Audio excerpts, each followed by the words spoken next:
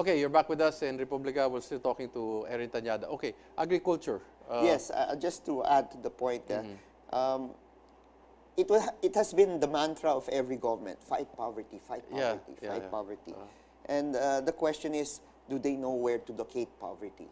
Where to find poverty? So the answer to that is the farmers, Yes, the yes, farming sector. yes. So the question always is, are we able to uplift the lives of the farmers? Because, okay, we've hit our targets with regard to rice production or Yes, whatever. yes. The question is, if we do become self-sufficient, the question there is, have the lives of the farmers changed? Two quick questions, Erin. No? Number one, urban development, land developers. Number two, the generational, change of professions. Yes. The younger generations don't want to become farmers. How do we true. address both? Well, again, going to that, number one, the median age of average age of farmers right now is already at 62. Yes. You ask the farmers if their children want to be farmers, they'll say no. Yes. Because they say that they look at farming as the lowest form of work. They do not see any future in farming. And until we break that mindset of people, and government is able to introduce ways and means to incentivize farmers, then we will never solve that problem. And as a matter of fact, our agricultural lands might be subject to conversions left and right, Yes. which is even more dangerous. Yes. So government has to find out how to encourage farmers to plant. Now, if it is by giving them a certain amount of allowance, Subsidy.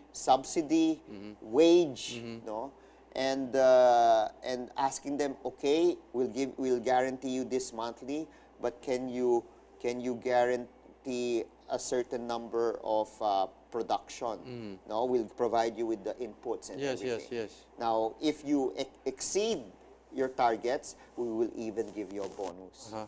Because everybody will always say, how come the farmers in other countries are situated better than the farmers In Japan, they're subsidizing their rice farmers. That's why. So of course, the economic managers, the neoliberal thinkers Yes, would yes. say, no, we can't do that. The economy, we need the funds put in other yes. places. But if you really want to address poverty, I think it is a farming sector that has to be. How about urban development? And then, of course, you have a lot of development. Well, of, we have to pass the National Land Use Act. Okay, and we have not. We have not.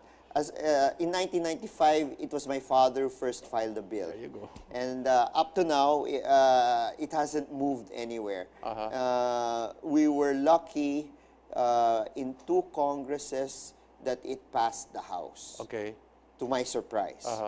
But it never got to pass the Senate, which is... What's the obstacle? Tell the public. You can tell the public.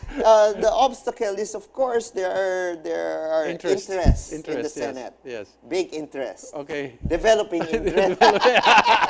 Okay. So this is one of the reasons why even if President Duterte included it in its SONA, he wanted it passed. President Aquino also said the same thing. President GMA also said the same thing. I wonder why.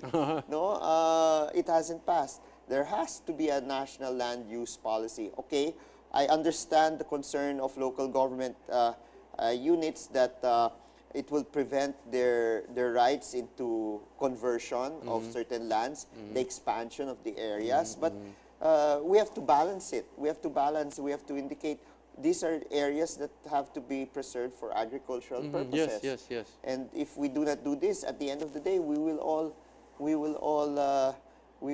be hungry. And ang tanong parati, kailangan ba talaga natin ng maraming malls sa buong Pilipinas? Yes. Sa buong sa lahat ng bayan o munisipyo, kailangan magtayo ng malls. Do we need to replicate Metro Manila in the provinces? That's why. So ito yung mga malalaking tanong, no, na kailangan na harapin na talaga, at hindi dapat matakot ang mga pinuno na pag-usapan. And para sa akin, kung ako, if I'm given the chance to serve in the Senate, we will push it as far as it can. No, if there are champions in the House, we will be the champions in the Senate. Also, for example, outside of human rights, which is also part of the Liberal Party program platform, also the enactment of a freedom of information law, which up to now hasn't happened since it was first introduced in 1988. Where do we put industrialization in the mix of a Philippine economy? Well, this is always the debate, Eric. Which comes first, agriculture or industrialization? Yes. And I think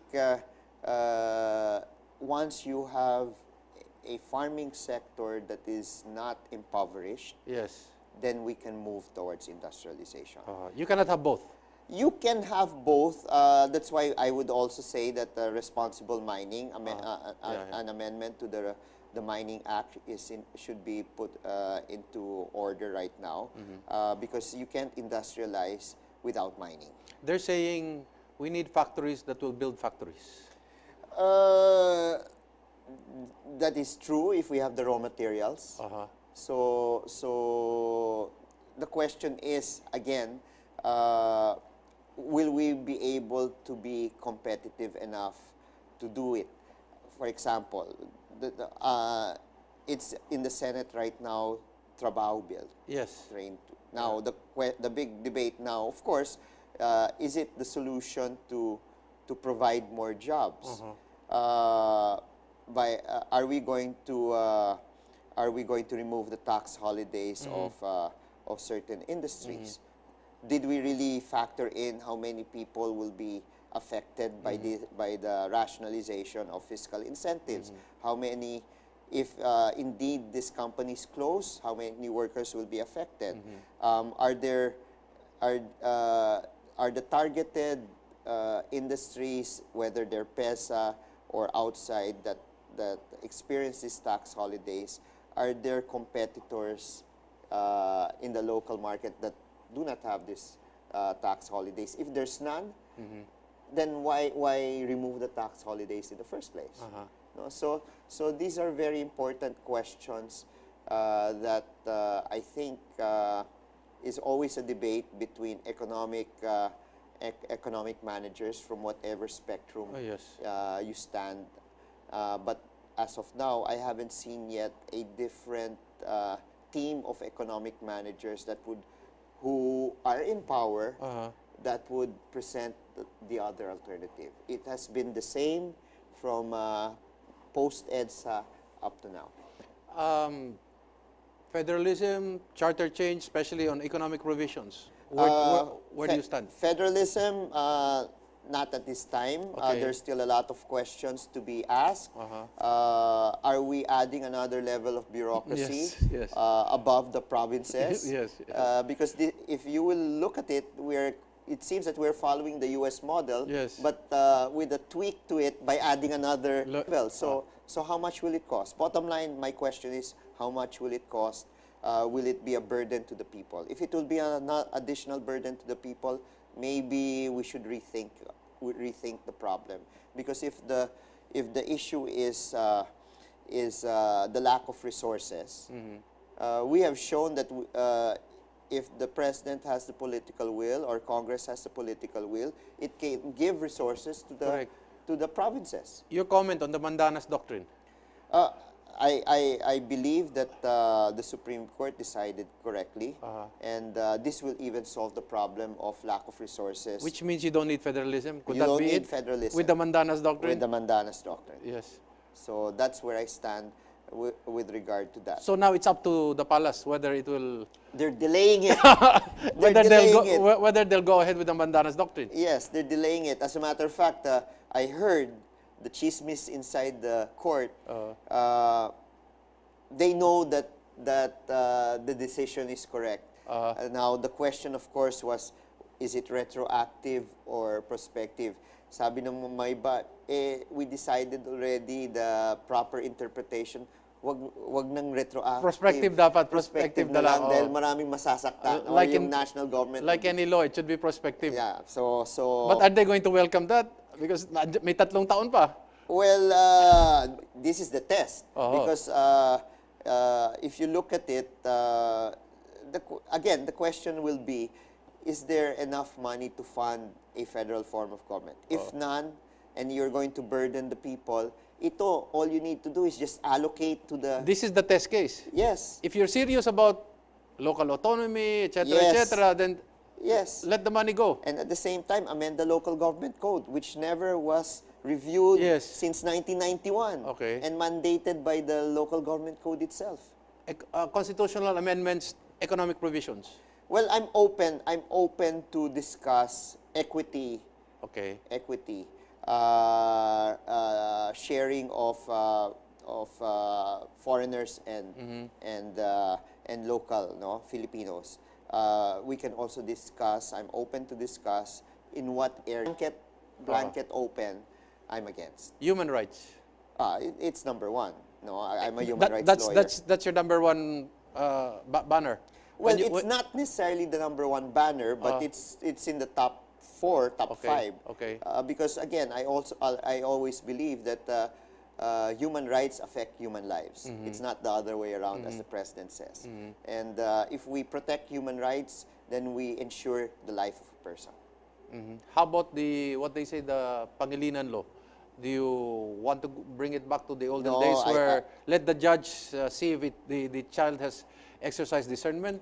No, I'd rather keep the Pangilinan law and strengthen or put up institutions where juveniles can be housed, which is important. That's where the That's weak the link lack, is. eh. That's the weak link, no? That's the weak link, eh. Why don't we build it? That's, I don't know with the government. Okay. No?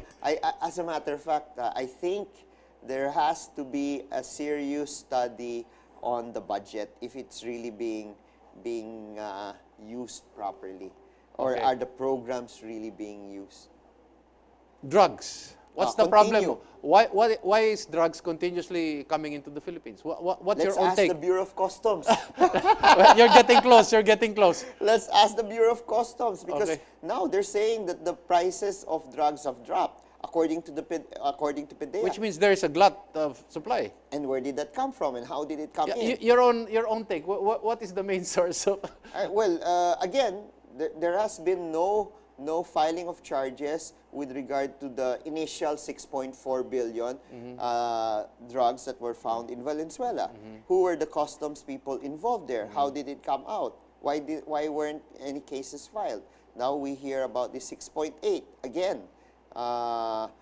It's now coming out in the newspapers that the warnings from PDEA were not heeded by the Office of the Commissioner. So again, we have to look deeper into this. You're not curious why one particular country seems to be at the center of all this?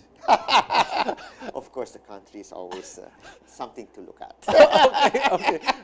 Final word, Erin, to your constituents. Well, thank you, Eric, and this program. Of course, Tañadas have always been known to be very diligent and patriotic in their views with regard to our country. I hope that come the elections, that the people will look at our party and what we have to offer, and particularly look at my track record and what I've done in Congress with regard to so many issues. Kung minsan ang sinasabi nga, ang problema ng mga Tañada, maraming issues ang pinapasukan. Pero I think that's what legislators should do. They should not be not only be a one-person issue, but they should know the problems of society, which is a big bulk of problems, and how to address these problems. Short, I just have to say this. You're not scared of PICOS. No, I'm not scared of PICOS. And you don't believe there's PICOS? There is. No, well, so far, if you look at it, if Bongbong's able to prove that he was cheated, then that's when I'll be scared. But up to now, nothing has been proven. How about the other senators? Some say they were PICOS elected. Do you believe that or not? Again, if it's proven that Bongbong was cheated, then I'd think, because I think Senator Serge believes that there was some Anomaly. anomaly in the PICO system. Okay, wala na po tayong panahon. Pasalamatan po natin. We'd like to thank Erin Tañada, former Deputy Speaker and senatorable for the 2019 elections. Ito po si Eric Espina, palagi nagsasabi, magmasid, makialam, higit sa lahat ay manindigan. Dahil wala pong magmamahal sa Pilipino kung hindi ang Pilipino. Daghang salamat, mayong gabi, kaninyong tanan.